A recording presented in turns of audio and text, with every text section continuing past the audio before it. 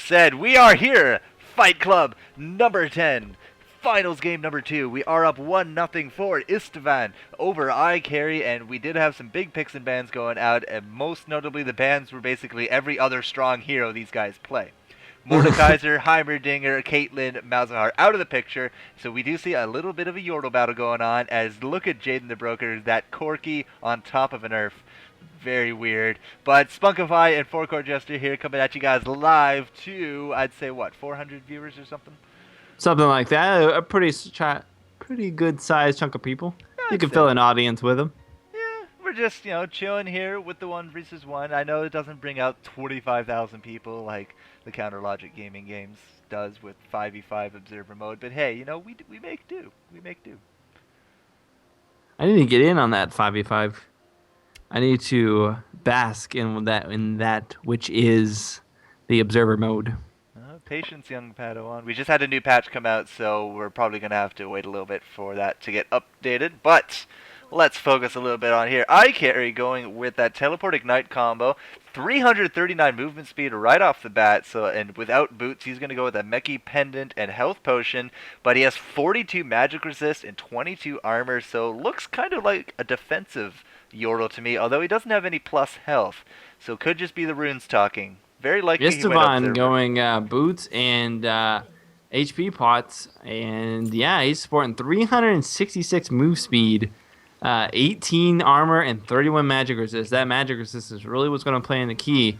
And what really, with iKarry, the thing with iKarry is, does iKarry choose to use his Q to farm, or does he choose to use his Q to harass?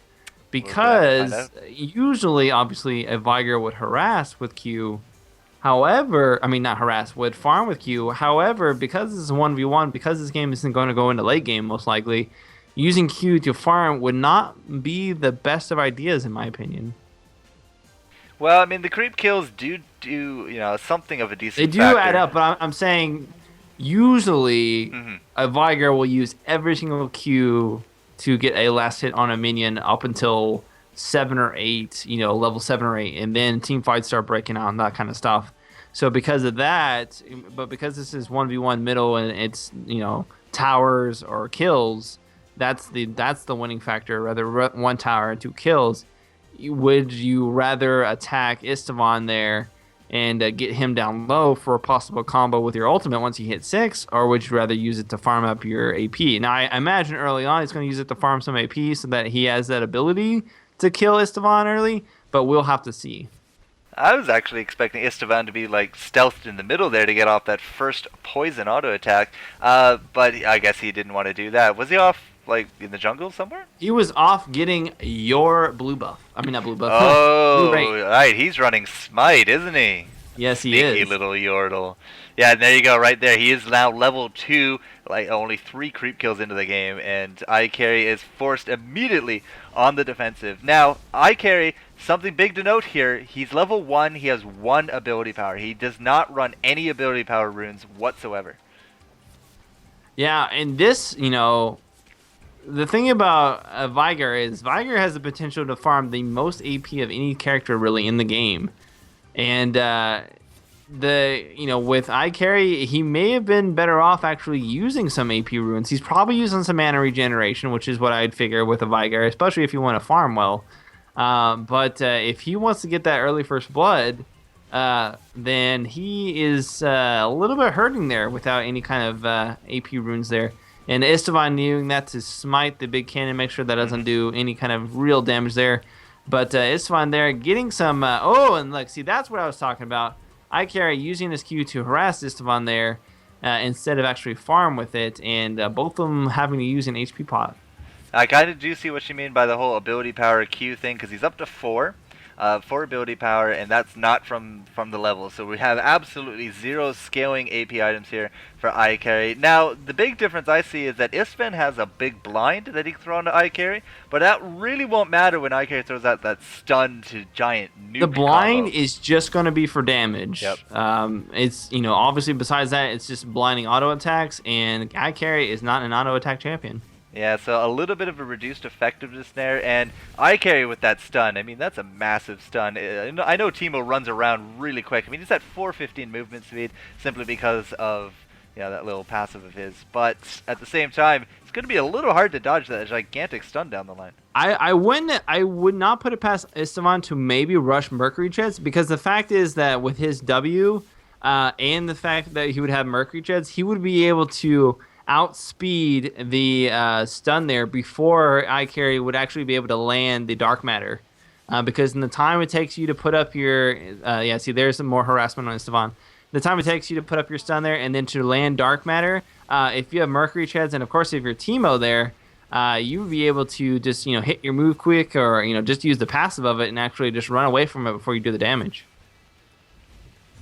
Well, and as you can see, iKarry is not using that to farm. He's up to 9 AP now. He's using it to harass. He's using it to try to whittle down. Oh, and Istvaan taking a tower shot, having to waste a actual HP pot there.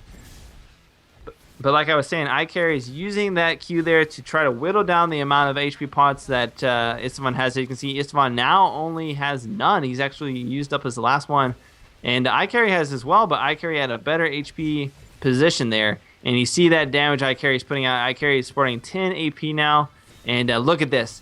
Istvaan is going to die here, ladies and gentlemen. He is going to die. Always love the First Blood announcer. She is just so good to me. But yeah, first kill going down. iKarry going to be grabbing that with the Ignite. I don't think he actually needed to use the Ignite, but it's nice to know that it's there. It was safe measure, and I would have done it for level 1 security. Yeah, exactly. So we're going to take that gold to the bank. We're not going to actually be able to capitalize here on the push, but iKarry level 6 coming to town. Wow, boots of speed, Doran's ring, 4 health potions, 4 mana potions. And look at that.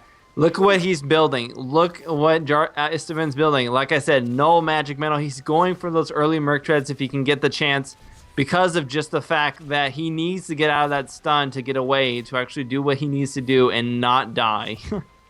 Well, not dying is kind of key here in the 1 versus 1 world, because you die, you lose. That is part of the goal, yes. You lose a lot of time there on that tower, and if Istvaan gets caught again, then that's going to be game, because all you need is the 2 wins. Yes, it's not the first blood anymore, guys. It's 2 kills, but Istvaan has to be very conscious of this. I'm not sure he can actually amass enough magic defense for it to matter, because we're rocking 33 ability power now with basically infinite mana here for iKarry. Yeah, but he's not getting. I'm telling you, he's not getting the mana there to sustain the damage here. And look at again taking that much damage from iKarry. He cannot afford to stay in range of iKarry with his abilities up. Oh, but iKarry does hit the mushroom. Perfect placement there for him to get whittled down. But you see Istvaan is now wary of him, is making sure to not be in range, but iKarry is hitting those Qs on Istvaan quite nicely. But he's not, like I said, he's not getting all magic mantle for the magic resist. Obviously, it is for the magic resist, so he doesn't get hit as much. But he's getting it so that he can build his Merc Treads so that he can get out of that stun, because that stun is going to be the key between life and death for him. Well, life and death is definitely something of a blade that you got to walk here in the 1 versus 1. And I think it's just a little bit of an unfortunate matchup for this team, because he was likely expecting an AD champion where he could use that blind for great harassment purposes.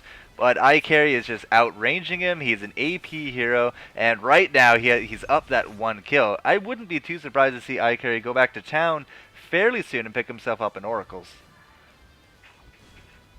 I really think that Istvaan is going back to town, FY, so he is heading back to town, and I think he is going to be, yep, there's his Merc Treads, just like I said, in HP pots. Exactly the item that said he would be going so he can get out of that stun.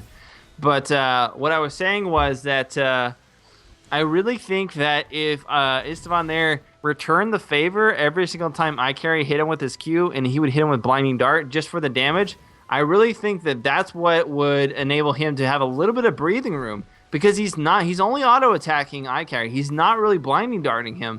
And I think he's leveling up his W and his E, not his Q, which I think is somewhat of a mistake. I really think that if he leveled up his Q some and returned the favor with an auto-attack every once in a while, at least it would give him a little bit more breathing room and make iKarry a little bit more wary of who's attacking.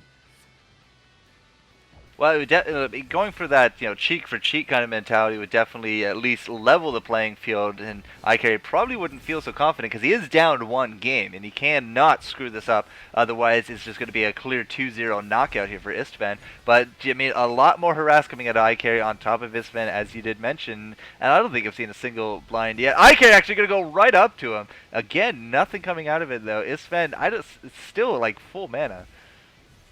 Yeah, I mean, he's putting his mushrooms on a line. What he's trying to do right there is just, ensure that the minions never get to his tower, which he's done a good job of that. And I think he almost knows that he's not going to be able to win the 1v1 match, especially if iKarry decides to use his ultimate, because, Teemo obviously does have mana. So, if iKarry got him down low with a couple Qs and then busted out his ultimate, he could kill him outright. So he's trying to, just keep the lane back, trying to push him to the tower enough for him to auto-attack the tower and actually take out the tower. But I don't know if that's going to happen in time here. Well, these mushrooms are doing a good job of keeping him from that tower. Istvaan's come back now. He has himself a red pot, so maybe he's going to try some kind of fancy diving maneuver with that red pot because he can use that to gain, true health back. Oh no, stun to the combo. See that? You see what he did? He has Murktred, so he was able to get out of Dark Matter before it actually hit him, which is exactly why he went Murktreads that early. Mm-hmm. Oh man, I just clicked on him. I thought I saw Madrids. Like, wait, no, that's not right. No, that's definitely a Mercury. So a little bit of a turn of event here. Istvan is going to be trying to take advantage here to get off some auto attack damage onto that turret. Let's get right. The one thing Istvaan has going for him early is that he can clear, especially with mushrooms, he can clear creep waves a lot faster than iKarry is. iKarry would have to use Dark Matter, and as you can see, he's not using Dark Matter. He's saving his mana to harass Istvaan there, and he's saving his mana there to farm up the creeps. So he's not using Dark Matter, which means that the creeps will inherently be pushed farther along for Istvaan than it will for iKarry, because of course, mushrooms and then the poison dots. But here we go again. Istvaan, again, getting out of the way of Dark Matter. Really, if iKarry wants to hit him with Dark Matter, he's going to have to put down the Dark Matter first and then put down the stun. That's the only way that the timing will be right for Istvaan not to get hit by that. That's going to be tricksy because this Istvaan, he's running around super quick. 446 movement speed, 386 when he does get hit, but even then, 386 is still something a little hard to pinpoint. Because he's also jumping around all the which way, trying to be unpredictable so that that combo does not land on him, which is, in his own favor. I would really want Istvaan here. He has his mushrooms lined up to the turret there. It's actually in a straight line. I think now he has enough mushrooms lined up to the turret. I think what he needs to start doing now is putting them around the areas that iKarry would actually move. Because if he wants to, even the playing field, he needs to also make sure that iKarry is hitting those mushrooms.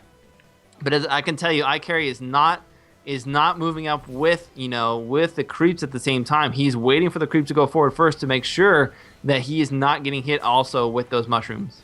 Yeah, he's being very careful not to get hit by them, staying behind the creeps, letting them blow up beforehand. Looks like Istvaan went to town, but I don't know. Istvaan did go to town. He came back on top of his mushroom there. But I really think also that, nice little damage there. I really think also he could have waited for his passive to go on and then actually teleported, because iKarry would have not known he was there. He would have thought he was coming around or something like that, and he could have possibly taken advantage of that. Well, possible advantage aside, they're all just going to go, back and forth. Istvaan already down to half. Health potions seems to be the name of this game because everyone is just using them so very much. iKarry, again, getting off those Qs with pretty good efficiency. I don't think he's missed one opportunity yet. And he has to be very mindful of his tower. 1,100 hit points left on it. We still have the full hit point tower here on Istvaan. So despite... But look at that. iKarry going to do some damage on Istvaan, but paying for it by hitting that mushroom. But here goes Istvaan here. Istvaan still... barely missing Dark Matter. If that Dark Matter would have hit, Istvaan would have died from the ultimate there. Oh, another mushroom going down. But now I have to assume Istvaan has to go back to town at this rate. Yeah, he is 2 bars essentially, but he's not really worried. He's not very worried. His creeps are being taken care of, the ones in lane. If they ever got close to the tower, they get taken out by the other mushrooms that are there. There are 3 in a line. And he's not really too worried about that. He's worried about dying to Veigar. Yeah, because if he dies, it's game over. We go on to game number 3. If he loses Yeah, his he's tower, already died once, so same obviously, you know, at that point, this this is a turret game for Istvaan, and this is a kill game for Vigar. That's actually our longest game tonight. Oh, it's just hitting the 14-minute mark. iKarry's come back to town with a level 11. He has himself another Dorn's Ring and, of course, replenish both the health and mana potion so he can keep up this farm. We're up to 83 ability power now on Vigar. So, I mean, all those last hits are coming to fruition. He's up to 84 creep kills to 94 on Istvaan. Look at that. No dark matter. Yeah. iKarry trying to psych out Istvaan there. Trying to get him to stay in the middle there so he can land Dark Matter. See, he knows that he can't stun him now and hit him with Dark Matter, so what he's going to try to do is he's going to try to get him to stay inside the circle so he can land the Dark Matter in the middle. But I don't even know if that's going to work because Istvaan's so small that he can just cram himself in a corner there and possibly not get hit by Dark Matter. And iKarry again has to also be very reminiscent of the Caitlyn games because we have these hidden mushrooms everywhere. Didn't bother with that Oracle, so I suppose he's not really that concerned about running into a mushroom field because he does have a nice shield here of the creeps. Yeah, he knows Istvaan isn't using the mushrooms aggressively. If Istvaan wanted to use the mushrooms aggressively, he would run up to iKarry and he would drop one right underneath as they fought. But he's using him just to keep those creeps back, and he also knows that he hasn't really hit any creeps to the sides. I mean, any mushrooms to the sides. But Istvaan here taking unnecessary damage here, and look at that. Oh! Look at that. That is game. Did you see what he did? He put down Dark Matter in front of where Istvaan would run, so that he would have to run through Dark Matter in order to actually get out of the stun. And that is game. That is a double kill right there for iKarry. iKarry does win. And teleporting on top. Oh, no, that's you. Yeah, that's me. Don't worry. Okay, well, unexpected. I did not actually expect him to get caught there with that stun. But, oh, thanks, Goose. You jerk. But yeah, we are going to go on to game number 3. What cost him? It was the fact that Dark Matter was placed in front of the stun. Yeah, but we are Wait, going to go on. I want to come. Wait, I'm coming. Okay. Hold on. We're totally doing this. Come here. Rawr. Where are you going? You are Where scary. you going? Oh my god. Take Jaden. He's my sacrifice. No. You're going to die to creeps. Oh my god, how do you not? I don't have a rank in E. Yes. Oh god. Oh god. Okay, well, enough of us fooling around. We got a third game here to cover, guys. iKarry and Istvaan 1-1. Nobody right here wants to go home empty-handed. And Spunkify and myself, we're going to go right there, right now with Jaden and Goose, and we will see you guys there.